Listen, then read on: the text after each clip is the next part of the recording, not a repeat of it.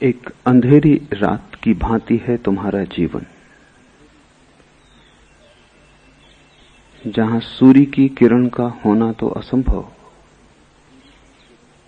मिट्टी की दिए की छोटी सी लौ भी नहीं है। इतना ही होता तो भी ठीक था। निरंतर अंधेरे में रहने के कारण तुमने अंधेरे को ही प्रकाश भी समझ लिया है।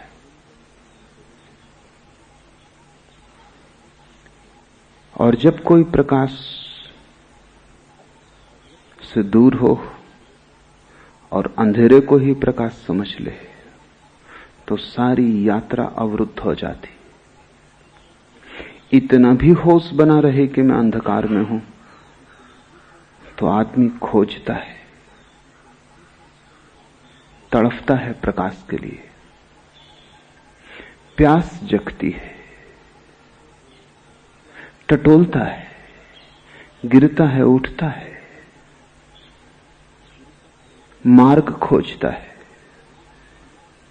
गुरु खोजता है। लेकिन जब कोई अंधकार को ही प्रकाश समझ ले तब सारी यात्रा समाप्त हो जाती है। मृत्यु को ही कोई समझ ले जीवन तो फिर जीवन का द्वार बंद ही हो गया। एक बहुत पुरानी यूनानी कथा है। एक सम्राट को ज्योतिषियों ने कहा कि इस वर्ष पैदा होने वाले बच्चों में से कोई एक तेरे जीवन का घाती होगा। ऐसी बहुत कहानियां हैं संसार के सभी देशों में।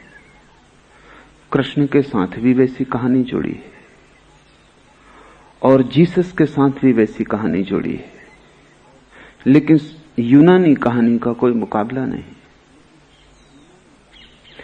सम्राट ने जितने बच्चे उस वर्ष पैदा हुए सभी को कारागृह में डाल दिया, मारा नहीं, क्योंकि सम्राट को लगा कोई एक इनमें से हत्या करेगा और सभी की हत्या मैं करूं ये तो महापातक हो जाएगा। छोटे छोटे बच्चे बड़ी मजबूत जंजीरों में जीवन भर के लिए कोठरियों में डाल दिए गए।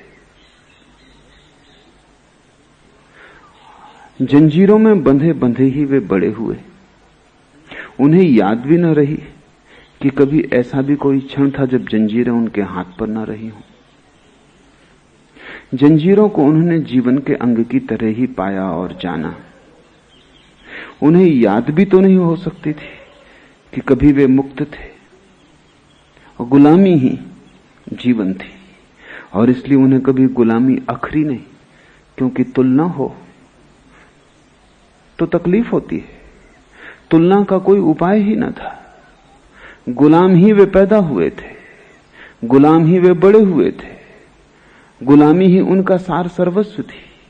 तुलना न थी स्वतंत्रता की, और दीवालों से बंधे थे वे भयंकर मजबूत जंजीरों से, और उनकी आंखें अंधेरी की इतनी आदी हो गई थी कि वे पीछे लौट के भी नहीं देख सकते थे जहां प्रकाश का जगत था। प्रकाश को देखते ही उनकी आंखें बंद हो जाती थी। प्रकाश तिलमिलाता था, प्रकाश कष्ट देने लगा था। अंधेरे से इतने राजी हो गए थे कि अब प्रकाश से राजी नहीं हो पाती थी आंखें। सिर्फ अंधेरे में ही आंख खुलती थी, प्रकाश में तो बंद हो जाती थी। तुमने भी देखा होगा, कभी घर के शांत स्थान से भरी दोपहरी में बाहर आ जाओ, आंख तिलमिला जाती। छोटे बच्चे पैदा होते हैं, 9 महीने अंधकार में रहते हैं मां के पेट में। प्रकाश की एक किरण भी वहां नहीं पहुंचती। और जब बच्चा पैदा होता है तो ना समझ डॉक्टरों का कोई अंत नहीं है। जहां बच्चा पैदा होता है अस्पताल में, वहां वे इतना प्रकाश रखते हैं कि बच्चे की आंखें तिलमिला जाती और सदा के लिए आंखों को भयंकर चोट पहुंच जाती। बच्चे को पैदा होना चाहिए मोमबत्ती के प्रकाश में। वहां हजार हजार कैंडल के बल्ब लगाने की जरूरत नहीं। दुनिया में जो इतनी कमजोर आंखें हैं, उनमें से 50% के लिए अस्पताल का डॉक्टर जिम्मेवार है। उसको सुविधा होती है ज्यादा प्रकाश में, वो देख पाता है क्या हो रहा है, क्या नहीं हो रहा, क्या करना है, क्या नहीं करना। लेकिन उसकी सुविधा सवाल नहीं है, सुविधा तो बच्चे की है। जो जीवन भर रहे हों अंधकार में, 9 महीने नहीं पूरे जीवन, वो पीछे लौट के भी नहीं देख सकते थे, वो दीवार की तरफ ही देखते थे। राह पर चलते लोगों, खिड़की द्वार के पास से गुजरते लोगों की छायाएं बनती थीं सामने दीवार पर। वे समझते थे वे छायाएं सत्य, यही असली लोग हैं। उस छाया को ही वे जगत समझते थे। छाया के इस जगत को ही हिंदुओं ने माया कहा है। असली तो दिखाई नहीं पड़ता, असली का प्रतिबिंब दिखाई पड़ता है। असली को देखने के लिए आंख चाहिए, समर्थ आंख, जो प्रकाश में खुल सके, जो सूरज के आमने सामने हो सके। अंधेरे की आदि आंख सत्य को नहीं देख सकती। सत्य ढका हुआ नहीं है, सत्य तो प्रकट है, उघड़ा हुआ है। तुम्हारी आंख कमजोर है और सत्य को न देख पाएगी। धीरे धीरे उन्होंने पीछे लौट के देखना ही बंद कर दिया। पीछे लौट के देखने का मतलब ही था आंख में आंसू आ जाएं। वो पीड़ा का जगत था। तुमने भी सत्य को देखना बंद कर दिया है, और जब भी कोई सत्य तुम्हें दिखा देता है तो पीड़ा होती है, आनंद जन्मता नहीं, कष्ट ही होता है। जब भी कहीं कोई सत्य कह देता है तो कष्ट ही होता है। लेकिन एक आदमी ने हिम्मत की, क्योंकि उसे शक होने लगा। ये छायाएं छायाएं ही हैं, क्योंकि इनसे बोलो तो ये उत्तर नहीं देती। इन्हें छुओ तो कुछ भी हाथ में नहीं आता, इन्हें पकड़ो तो कुछ पकड़ में नहीं आता। एक आदमी को शक होने लगा, कोई मनीषी, कोई बुद्ध। उस आदमी ने धीरे धीरे पीछे देखने का अभ्यास शुरू किया। वर्षों लग गए, बड़ा कष्ट हुआ। जब भी पीछे देखता आंखें तिलमिला जाती, आंसू गिरते, लेकिन उसने अभ्यास जारी रखा। वो बड़ी तपश्चर्या थी। फिर धीरे धीरे आंखें राजी होने लगी, और तब वो चकित हुआ कि हम किस कारागृह में पड़े और हमने छायाओं को सत्य समझ लिया है। वो पीछे देखने में समर्थ हो गया। उसकी गर्दन मुड़ने लगी और उसकी आंखें देखने लगी बाहर के रंग, वृक्ष और वृक्षों में खिले फूल, राह से गुजरते लोग। रंगीन थी दुनिया काफी, छायाएं बिल्कुल रंगहीन थी, उदास थी। बाहर उत्सव था, छायाओं में कोई उत्सव पकड़ में नहीं आता था। बच्चे नाचते गाते निकलते थे, छायाएं तो बिल्कुल चुप थी। वहां वाणी न थी, वहां मुखरता न थी। बाहर पीछे छिपा हुआ असली जगत था। उस आदमी ने धीरे धीरे इसकी चर्चा दूसरे कैदियों से शुरू की। बाकी कैदी हंसने लगे कि तुम्हारा दिमाग खराब हो गया। हम तो सदा से यही सुनते आए हैं कि यही सत्य है जो सामने है, और हम तो पीछे मुड़ के देखते हैं तो कुछ दिखाई नहीं पड़ता सिवाय अंधकार के। जब आंख बंद हो जाए तो सिवाय अंधकार के कुछ भी दिखाई नहीं पड़ता। जरूरी नहीं है कि अंधकार हो सकता है सिर्फ आंख बंद हो जाती हो, लेकिन दोष कोई अपने ऊपर कभी लेता नहीं। तो कोई ये तो मानता नहीं कि मेरी आंख बंद हो सकती है इसलिए अंधकार है। लोग मानते हैं अंधकार है इसलिए अंधकार है। मेरी आंख और बंद हो सकती, ये कहीं संभव है? हम अपनी आंख तो सदा खुली मानते हैं, अपना हृदय तो सदा प्रेम से भरपूर मानते हैं,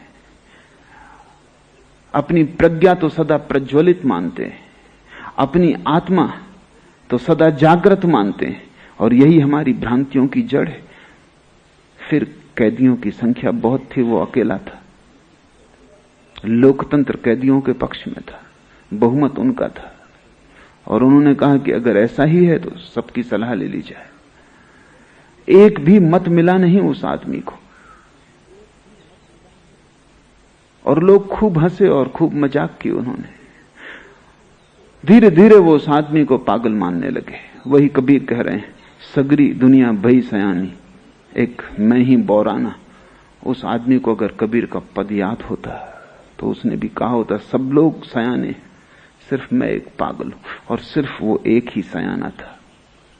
लेकिन जहां अंधों की भीड़ हो वहां आंख वाला पागल हो जाता है। जहां मूढ़ों की भीड़ हो वहां बुद्धिमान पागल हो जाता है।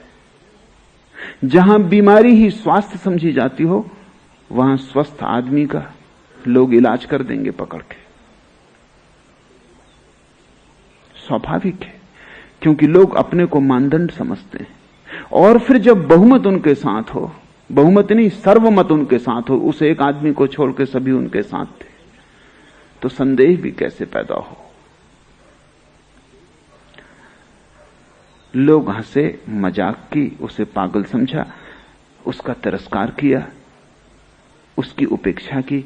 धीरे धीरे लोगों ने उससे बातचीत बंद कर दी, क्योंकि वो बेचैनी पैदा करता था।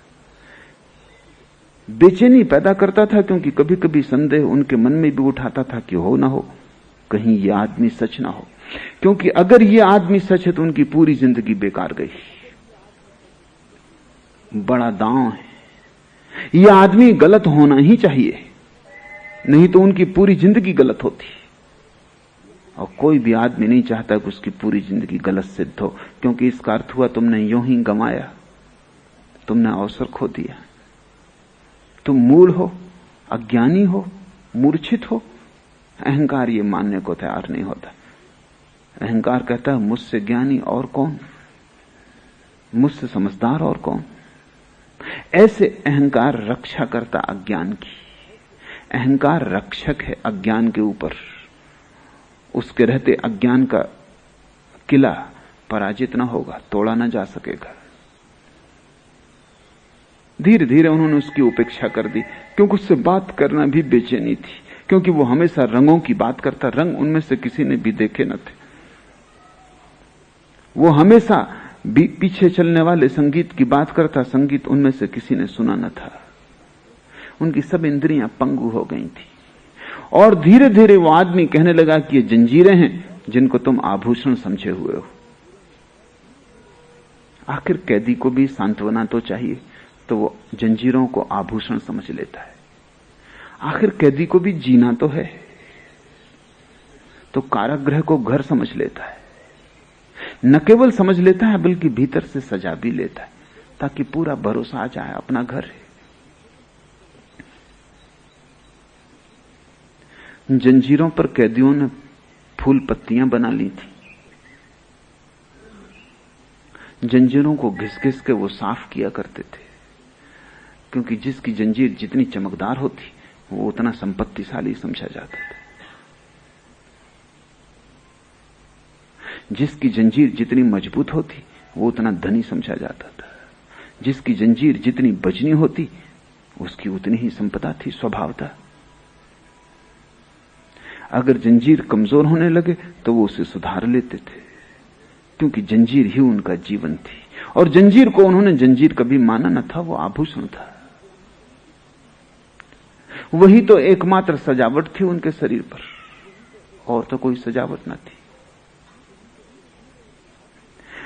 धीरे धीरे इस आदमी को समझ में आने लगा कि ये आभूषण नहीं जंजीरें हैं, क्योंकि उसे स्वतंत्रता के जगत की थोड़ी झलक मिलनी शुरू हो गई। एक किरण उतर आई अंधेरे में, सूरज का संदेश आ गया। अब इस अंधेरे घर में